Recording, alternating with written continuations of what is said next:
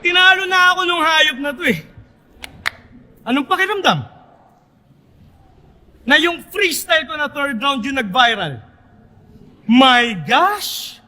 Bukod sa substitute lang ako sa kupal na to, short prep na nga, ano yung setup? By bus? Kundi lang naduwag tong kaibigan ko, sana dalawa kayo yung nag-style crash! At malamang ko ako nakaharap mo, di ka na umabot na ng finals!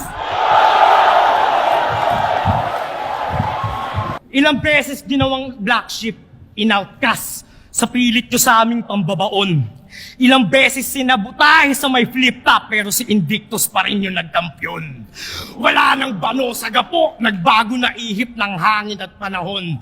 Habang yung dinikit kong squatting sa 3GS, bit-bit nyo pa rin hanggang ngayon. Pagkat alam na ng lahat yung galawan yung mga wak, tamang ambagang kada laban para lang makadagdag. At magtawag man ng kasama to para makapalag. Walang talab na sa may bayan ka na bawal ang tamad. Pero pwede yung tamod. Pagkat carbon ni Marlon, mula tattoo, bungal at boses, wala ngang pinagkaiba, no? Kasi pareho lang kayong tulongges!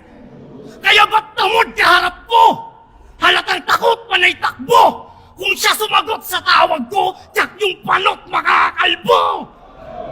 Kasi tignan niyong mabuti nang umalis sa oblo. Nalaos yung multi nung pumanik yung holo. Kasi kung tanga si Luni, panghalip niya bobo.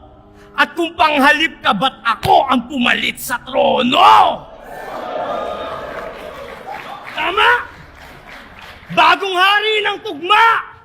Kahit masa hindi sumusuporta. At saka hindi sang-ayon at marami ring kumukontra. Kaya ano Marlon, tara sa ahon kung gusto mo bawiin yung corona nang mapugot na yung ulo mo at gagawin ditong rotonda.